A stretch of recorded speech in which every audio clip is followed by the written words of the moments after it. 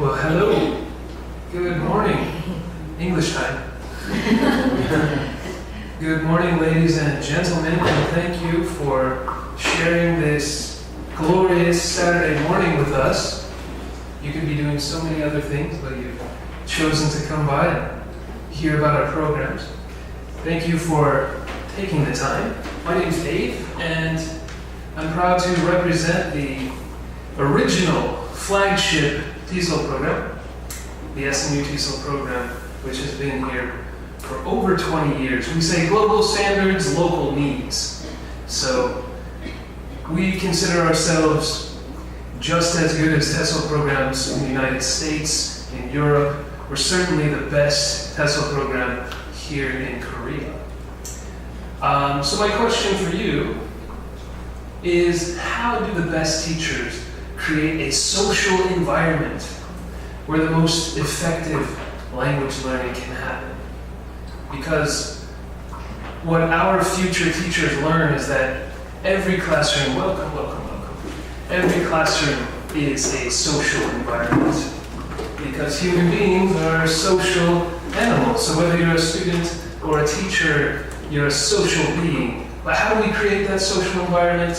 We make better choices, right? Because teaching is all about making decisions. We have to make thousands of decisions in every class hour. It happens constantly. We make better choices because we have more what? We have more knowledge. We have more knowledge and we have more experience, right? How many of you have no experience teaching? Raise your hand. No experience teaching. That's fine. Those are some of the best students because we're in the knowledge and experience business. So you come to us without this background, but you come with your own unique background and your own knowledge and your own experience. So we just help you with the teaching part and learning what that's all about. So how can you get the knowledge and experience necessary to create a social environment where learning can happen? I kind of told you already. You've already taken the first step, okay? Welcome to the Knowledge and Experience building. I'm Mr. Knowledge and Experience. There's my colleague, Mr. Knowledge and Experience. Here at Smu-Tesol, we have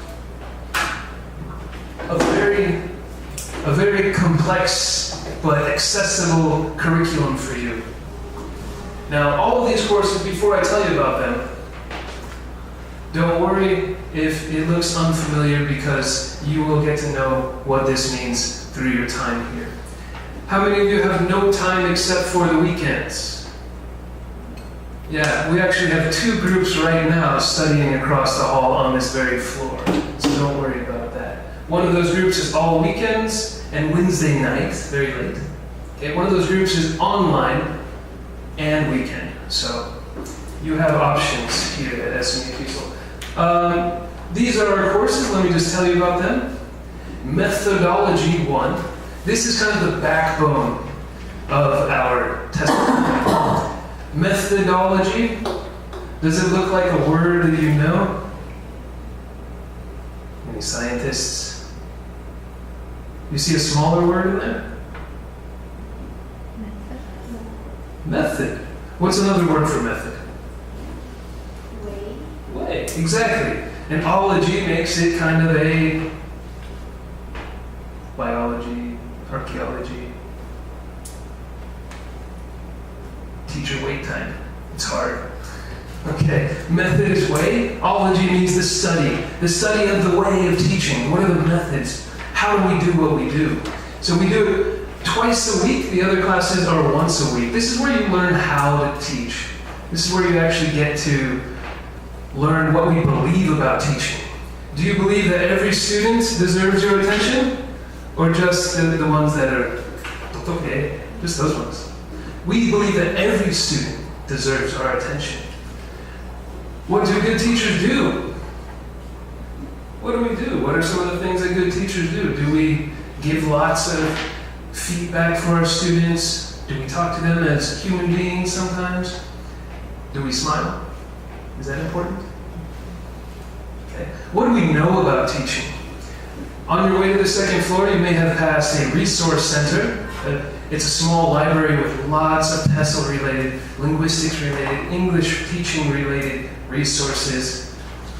It's our knowledge building, if you will, our knowledge room. One of the other courses that we study here, that we teach here, is the second language acquisition course. So I know it looks complicated, it looks very scientific. This is really about the theories of how language is acquired and how good teachers are actually making deliberate choices based on the research about how language is acquired. Is it enough just to listen and repeat? Is it enough just to read? Or maybe we need more interaction for language to be fully acquired. You learn all about what the experts say about acquiring a second language. We learn that acquiring a second language is related to the level of complexity of your thinking, of your cognitive skills. So it's more than just remembering. We find that students acquire and remember longer if they're doing more complex thinking, because they're engaging different parts of their brain, making judgments, their critical thinking. You'll learn about how this is relevant to language learning. What's this diagram? Here's a question. Can a teacher from Korea teach English pronunciation?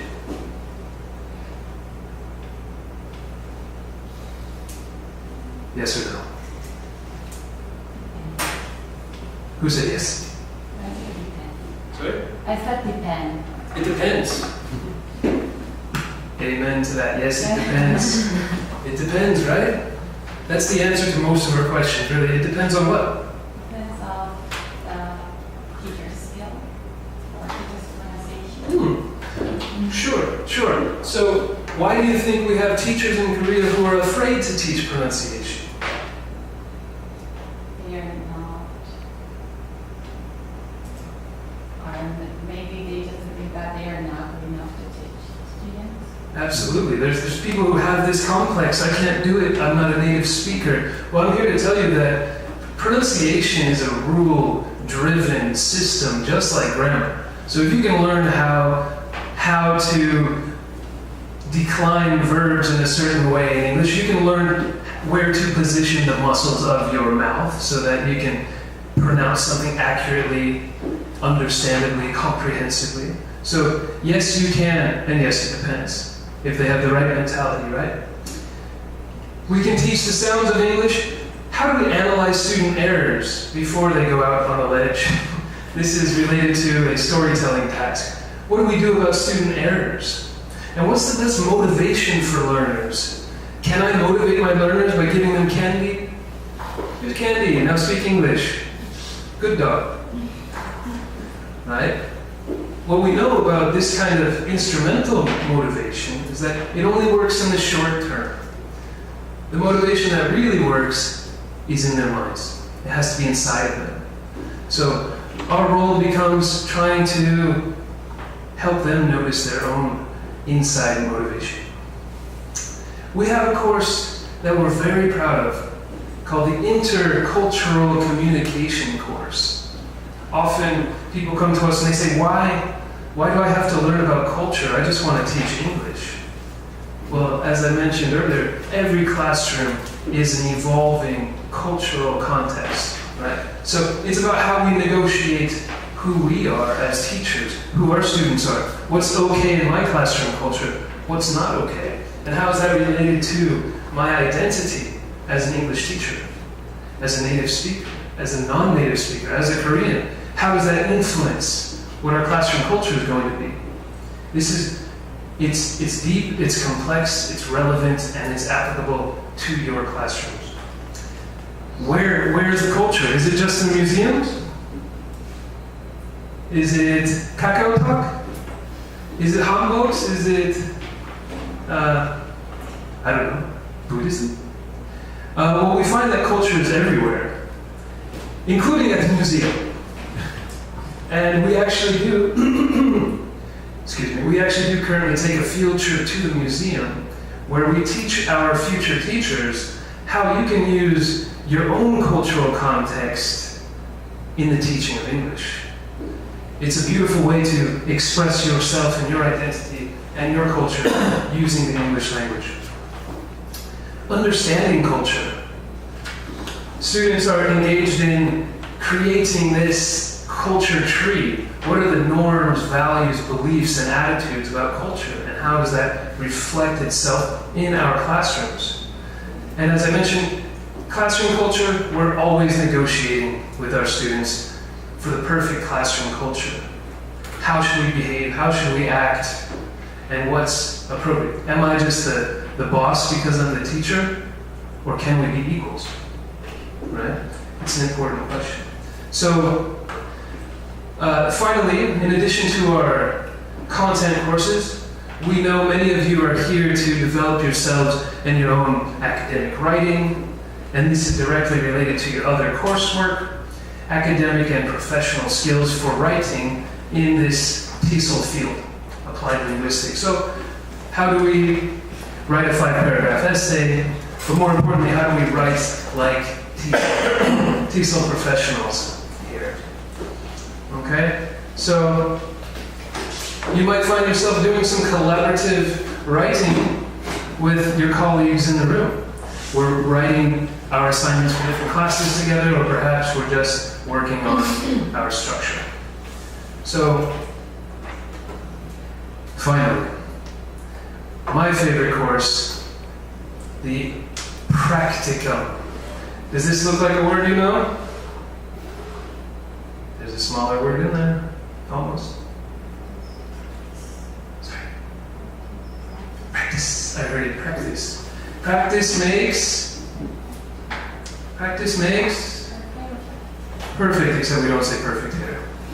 Okay. Practice makes reflection, which makes improvement, which makes development, which makes a teacher a reflective teacher. So this is where you actually apply what you learn in methodology, and you actually teach in a classroom like this. Your classmates become your students, and you practice the techniques we've been teaching you.